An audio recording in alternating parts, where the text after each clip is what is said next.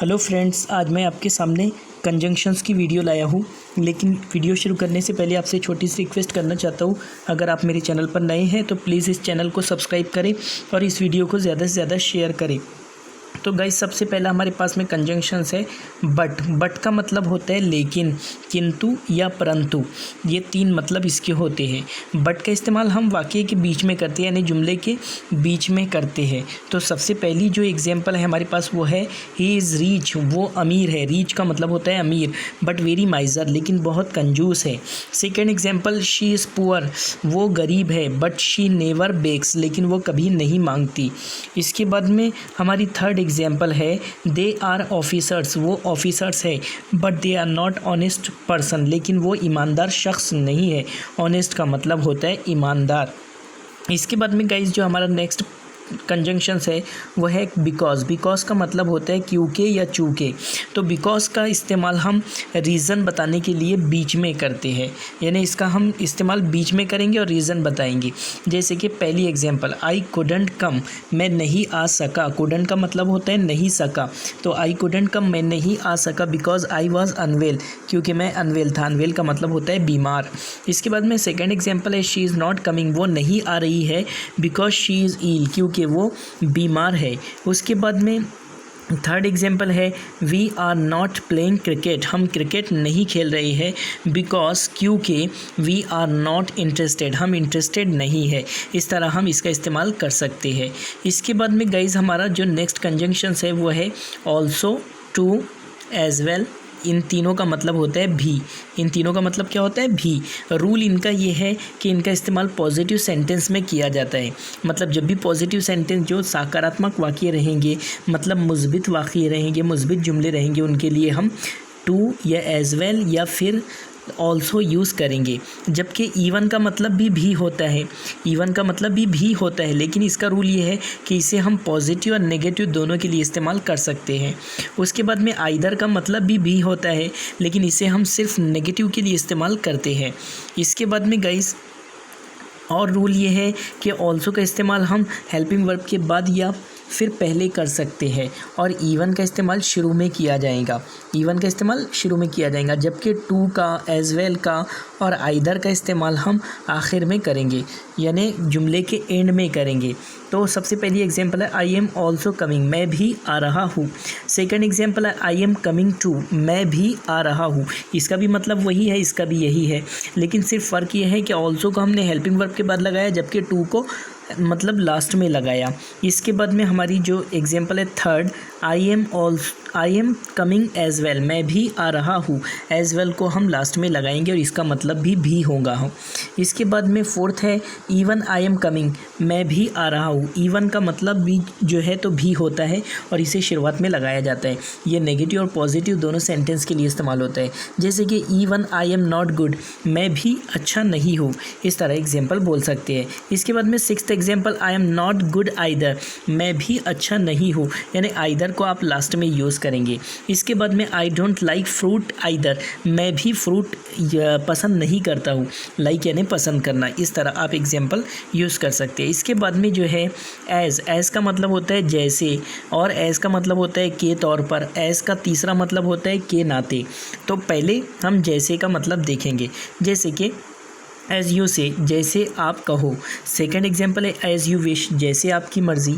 Third example है as I did as you said, मैंने वही किया जैसा आपने कहा। इसके बाद में आप के नाते के तौर पर या फिर के तौर पर निकाल सकते हैं। आई एम वर्किंग, मैं काम कर रहा हूँ एज अ टीचर, यानी टीचर के तौर पर। एज अ डॉक्टर, डॉक्टर के तौर पर। इट्स माई ड्यूटी, ये मेरी ड्यूटी है। इस तरह हम इसका मतलब निकाल सकते हैं। अब जब एज़ प्लस एडजेक्टिव और प्लस एज आई, तो इसका मतलब कैसे निकालना है? ये एज का मतलब होगा इतना, इसका मतलब क्या होगा? इतना। जबकि ये एज का मतलब क्या होगा? जितना। इसका मतलब हमें जितना निकालना होगा। इस तरह से मतलब निकाल सकते हैं। जैसे कि पहली example, as small as Ramu, इतना छोटा जितना Ramu. As short as Kabir, इतना शॉर्ट जितना Kabir. As silent as grave, इतना खामोश जितना कब्र को हम ग्रेव बोलते हैं। इसके बाद में हमारी फोर्थ एग्जांपल है एज रेड एज ब्लड, इतना लाल जितना ब्लड मतलब खून। अब उसके बाद में गाइज नेक्स्ट कंसेप्ट है as soon as. As soon as का मतलब होता है जैसे ही। एज सुन एज को हम शुरुआत में लगाते हैं। जैसे कि पहली example, as soon as I finished work, जैसे ही मैंने काम मुकम्मल किया। आई लेफ्ट होम, मैं घर से चला गया। सेकंड एग्जांपल है as soon as sun rises, जैसे ही सूरज निकलता है। द स्टार डिसअपियर, यानी तारे डिसअपियर हो जाते हैं। डिसअपियर यानी गायब हो जाते हैं। इसके बाद में इसका नेक्स्ट स्ट्रक्चर है as well as. As well as का मतलब होता है साथ ही साथ, और एज वेल एज का इस्तेमाल हम बीच में करेंगे, यानी जुमले के बीच में या फिर वाक्य के बीच में करेंगे। तो सबसे पहली एग्जांपल, ही इज़ काइंड, वो रहम दिल है। काइंड मतलब रहम दिल। एज वेल एज गुड, और साथ ही साथ क्या है, गुड है। गुड मतलब अच्छा है। इसके बाद में second example, she is reach, वो अमीर है। रीच यानी अमीर। एज वेल एज ब्यूटीफुल, और साथ ही साथ ब्यूटीफुल है। ब्यूटीफुल यानी खूबसूरत है। उसके बाद में third example, he is a teacher, वो एक टीचर है। As well as a doctor, और साथ ही साथ डॉक्टर है। इस तरह हम इसका इस्तेमाल कर सकते हैं, यानी जुमले के बीच में। इसके बाद की हमारी जो नेक्स्ट स्ट्रक्चर है वो है as far as. As far as का मतलब होता है जहाँ तक। जैसे कि पहली एग्जांपल, इसे हम शुरुआत में यूज़ कर सकते हैं गाइस। जैसे कि as far as I know, जहाँ तक मैं जानता हूँ। नो यानी जानना। ही इज़ मैरिड, वो शादीशुदा है। उसके बाद में second example, as far as my concern, जहाँ तक मेरा ताल्लुक़ है। ही इज़ नॉट क्रिमिनल, वो क्रिमिनल नहीं है। क्रिमिनल यानी मुजरिम। इसके बाद में जो थर्ड एग्जांपल है वो ये है, as far as I know, जैसे जहाँ तक मैं जानता हूँ। ही हैज़ 2 चिल्ड्रन, उसके 2 बच्चे हैं। इसके बाद की गाइज़ हमारी नेक्स्ट स्ट्रक्चर है सच। सच का मतलब होता है इस तरह के, इस तरह के। तो पहली एग्जांपल है, सच पीपल आर सेल्फिश, इस तरह के लोग सेल्फिश होते हैं। सेल्फिश यानी खुदगर्ज होते हैं। सेकंड एग्जांपल है, I don't like such boys, मुझे इस तरह के लड़के पसंद नहीं है। इस तरह के। इसके बाद में थर्ड एग्जांपल है, I have heard many such stories, मैंने कई ऐसी स्टोरी सुनी है। तो सच का मतलब होता है इस तरह की। उसके बाद में सच एज़। सच एज़ का मतलब होता है जैसा कि। तो पहली एग्जांपल है, आई हैव मैनी थिंग्स, मेरे पास बहुत सारी चीज़ें हैं। सच एज़ कंप्यूटर, जैसे कि कंप्यूटर, मोबाइल, एक्सट्रेक्ट्रा। इस तरह आप एग्जाम्पल बना सकते हैं। इसके बाद में सेकंड एग्जांपल है, there are many people with me, मेरे साथ बहुत सारे लोग हैं। सच एज़, जैसे कि अब्दुल करीम, राम, एंडरसन वगैरह। इस तरह बोल सकते हैं। इसके बाद में नेक्स्ट स्ट्रक्चर हमारी है गाइस इन सच अ वे। इन सच अ वे का मतलब होता है इस तरह से। तो पहली एग्जांपल है, शी सा मी, उसने मुझे देखा। इन सच अ वे, इस तरह से, दैट शी लाइक मी, कि वो मुझे पसंद करती है। सेकंड एग्जांपल है, यू टॉक इन सच अ वे, आप इस तरह बात करते हो, इस तरह से बात करते हो। That I can't ignore you, कि मैं आपको इग्नोर नहीं कर सकता। इग्नोर करना यानी नज़रअंदाज करना। इसके बाद की हमारी नेक्स्ट स्ट्रक्चर है एज इफ़। एज इफ़ का मतलब होता है मानो, मानो। तो पहली एग्जांपल है, शी लुक्ड एट मी, उसने मुझे देखा। लुक यानी देखना। As if she wanted to kill me, उसने मुझे ऐसे देखा मानो जैसे वो मुझे किल करना चाहती है। किल यानी मारना चाहती है। सेकंड एग्जांपल है, ही इज़ ट्रीटिंग इन सच अ वे, वो इस तरह से बर्ताव कर रहा है। That as if I am his enemy, कि जैसे मैं उसका दुश्मन हूँ। मानो जैसे मैं उसका दुश्मन हूँ। इसके बाद की जो नेक्स्ट स्ट्रक्चर है हमारी वह है अदरवाइज़। अदरवाइज़ का मतलब होता है वरना। अदरवाइज़ का इस्तेमाल हम बीच में करते हैं, यानी जुमले के बीच में करेंगे। जैसे कि पहली example, I will study every time, मैं हर वक्त पढ़ाई करूँगा। अदरवाइज़ आई विल फेल, वरना मैं फेल हो जाऊँगा। इसके बाद में हमारी सेकेंड एग्जांपल है, शी विल एक्सरसाइज, वो एक्सरसाइज करेंगी। अदरवाइज़ वरना शी विल बिकम फैट, वरना वो मोटी हो जाएंगी। इस तरह हम बोल सकते हैं। इसके बाद की हमारी जो नेक्स्ट स्ट्रक्चर है वो है यट। यट का मतलब और एज यट का मतलब, टील नाउ का मतलब और बाय नाउ का और सो फार का, इन सभी का मतलब होता है अभी तक। अभी तक इनका इस्तेमाल हम प्रेजेंट टेंस में करते हैं, यानी जो भी प्रेजेंट टेंस रहेगा, चाहे सिंपल प्रेजेंट टेंस हो, प्रेजेंट कंटिन्यूअस हो, प्रेजेंट परफेक्ट हो या प्रेजेंट परफेक्ट कंटिन्यूअस हो, सबके लिए हम इसी का इस्तेमाल करेंगे। तो पहली एग्जांपल हमारे पास है, she has not seen Apple yet, उसने अभी तक सेब नहीं देखा। इसका मतलब यट का मतलब भी अभी तक होता है। उसके बाद में second example, she has not seen apple as yet. As yet का मतलब भी अभी तक होता है, तो उसका मतलब होगा कि उसने अभी तक एप्पल नहीं देखा। एप्पल यानी सेब। इसके बाद में हमारी थर्ड एग्जांपल है, she has not seen apple till now, उसने अभी तक एप्पल नहीं देखा। टील नाउ का मतलब भी अभी तक होगा। इसके बाद में फोर्थ एग्जांपल है, she has not seen apple by now, उसने अभी तक एप्पल नहीं देखा। बाय नाउ का मतलब भी अभी तक होगा। और फिफ्थ एग्जाम्पल है she has not seen apple so far, उसने अभी तक एप्पल नहीं देखा यानी सेब नहीं देखा। तो ये सब का मतलब अभी तक होगा। इसके बाद में हमारी जो गाइज नेक्स्ट स्ट्रक्चर है वो है ऑल्दो। ऑल्दो का मतलब होता है हालांकि, ऑल्दो, दो, इवन इफ़, इन सभी का मतलब होता है हालांकि। अब इन्हें स्टार्टिंग में इस्तेमाल किया जाता है यानी जुमले के बीच में शुरू में किया जाता है। जैसे कि पहली example, although he is illiterate, हालांकि वो इलिटरेट है यानी अनपढ़ है।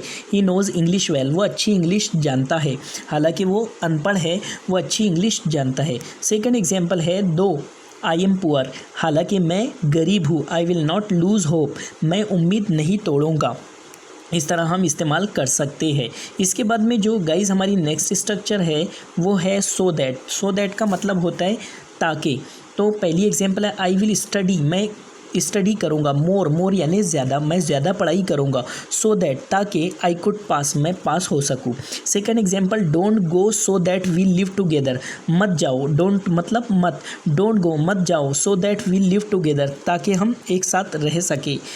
टेक टुगेदर का मतलब होता है एक साथ रहना। इसके बाद में थर्ड एग्जांपल है डू प्रैक्टिस, प्रैक्टिस करो so that you could win the race, ताकि आप रेस को जीत सको। इस तरह आप एग्जाम्पल बना सकते हो।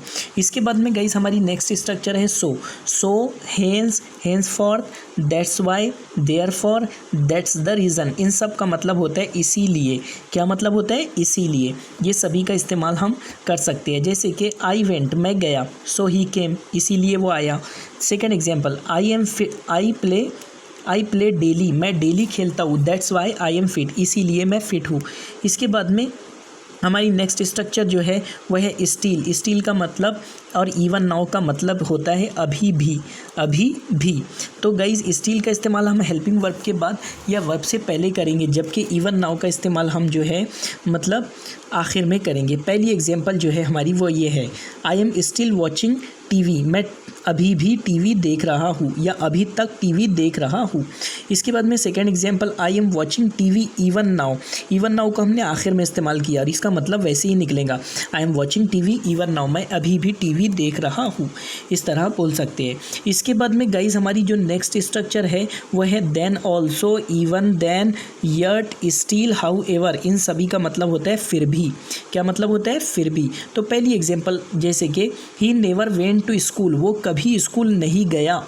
वेंट यानी गया, गो का सेकंड फॉर्म है went. He never went to school, वो कभी स्कूल नहीं गया। Then also he has knowledge, फिर भी, इसके बावजूद भी या फिर भी उसके पास नॉलेज है। इसके बाद में second example, I am a student, मैं एक स्टूडेंट हूँ। स्टिल, फिर भी, I am doing a job, मैं जॉब कर रहा हूँ। थर्ड एग्जांपल है आई वॉज इल, मैं बीमार था। यट आई वर्क, फिर भी मैंने काम किया। तो इस तरह हम एग्जांपल बना सकते हैं। इसके बाद में गाइज हमारी जो नेक्स्ट स्ट्रक्चर है वो है आइदर और। आइदर और का मतलब होता है या तो ये या तो वो। जैसे कि पहली एग्जांपल, आइदर सबा बैट फर्स्ट, या तो सबा को बैट फर्स्ट करनी चाहिए यानी पहले बैट करनी चाहिए, और यू, या तो आपको बैट पहले करनी चाहिए। सेकंड एग्जांपल है आइदर शहबाज विल गो, या तो शहबाज जाएगा, और आई विल, या तो फिर मैं जाऊंगा। इसके बाद में हमारी नेक्स्ट स्ट्रक्चर है नाइदर नॉर। नाइदर नॉर का मतलब होता है ना तो ये ना तो वो। तो जैसे पहली एग्जांपल है नाइदर यू गो, ना तो तुम जाओ, नॉर आई गो, ना मैं जाऊँ। इस तरह हम बोल सकते हैं। इसके बाद में सेकंड एग्जांपल है neither she writes nor he rights properly, ना तो वो अच्छा लिखता है ना तो वो अच्छी लिखती है। प्रॉपरली यानी ठीक तरह से या अच्छी तरह से। इसके बाद में जो नेक्स्ट स्ट्रक्चर है हमारी वो है दैट। दैट का मतलब होता है के, और ये सर्टेनिटी के लिए इस्तेमाल होता है। सर्टेनली यानी मतलब यकीनी बात के लिए इस्तेमाल होता है, जिसमें मतलब जो है तो कोई चीज़ सर्टेन हो, मतलब उसके लिए इस्तेमाल कर सकते हैं। वेदर और का मतलब होता है के, इसका मतलब भी के होता है और दैट का मतलब भी के होता है, और इसका इस्तेमाल हम अनसर्टेनिटी के लिए करते हैं यानी गैर यकीनी बात के लिए करते हैं। जबकि इफ़ का मतलब भी के होता है, ये भी अनसर्टेनिटी के लिए इस्तेमाल होता है। जैसे गाइस पहली एग्जांपल हमारे पास में ये है, आई नो, मैं जानता हूँ, दैट ही विल कम। अब इसमें सर्टेनिटी वाली बात है, मैं जानता हूँ कि वो आएगा। आई नो दैट मैं जानता हूँ कि ही विल कम वो आएगा। अब सेकंड एग्जांपल जो अनसर्टेन है, आई कांट से मैं नहीं कह सकता इफ़ ही विल कम कि वो आएगा, इफ़ ही विल प्ले कि वो खेलेगा, मैं ये नहीं कह सकता कि वो खेलेगा, मतलब इसमें अनसर्टेनिटी है। और थर्ड एग्जांपल ये है कि आई कांट से मैं नहीं कह सकता वेदर ही विल प्ले और नॉट कि वो खेलेगा या नहीं खेलेगा। इस तरह हम एग्जांपल यूज़ कर सकते हैं। इसके बाद में है गाइज हमारी next structure not only but also. Not only का मतलब होता है ना सिर्फ, बट ऑल्सो का मतलब होता है बल्कि। जैसे कि पहली example, he is not only a doctor, वो ना सिर्फ डॉक्टर है, तो हमने नॉट ओनली को कहाँ पर यूज़ करना है, हेल्पिंग वर्ब के बाद। He is not only a doctor, वो ना सिर्फ डॉक्टर है बट ऑल्सो अ टीचर, बल्कि एक टीचर है। इसके बाद में सेकेंड एग्जाम्पल है, she is not only a pilot, वो ना सिर्फ पायलट है बट ऑल्सो एन इंजीनियर, बल्कि एक इंजीनियर भी है। इस तरह हम इसका इस्तेमाल कर सकते हैं। इसके बाद की जो नेक्स्ट स्ट्रक्चर है हमारी वो है दैट्स व्हाट। दैट्स व्हाट का मतलब होता है यही तो। जैसे कि पहली example, that's what I am saying, यही तो मैं कह रहा हूँ। दैट्स व्हाट को हमें स्टार्टिंग में इस्तेमाल करना होगा। सेकंड एग्जांपल है that's what we way are telling, यही तो हम कह रहे थे, टेलिंग यानी कहना। इसके बाद में third example, that's what I can't understand, यही तो मैं नहीं समझ सकता। इसके बाद की जो हमारी नेक्स्ट स्ट्रक्चर है वो है दैट्स हाउ। दैट्स हाउ का मतलब होता है ऐसे ही, तो इसे भी हमें इस्तेमाल शुरुआत में ही करना होगा। जैसे पहली एग्जांपल, दैट्स हाउ इस ऐसे ही आई टीच इंग्लिश, मैं इंग्लिश पढ़ाता हूँ। दैट्स हाउ ऐसे ही ईट्स फूड, वो खाना खाता है। इस तरह हम गाइज़ इस्तेमाल कर सकते हैं। गाइज़ अगर ये मेरी वीडियो आपको अच्छी लगी तो कमेंट बॉक्स में ज़रूर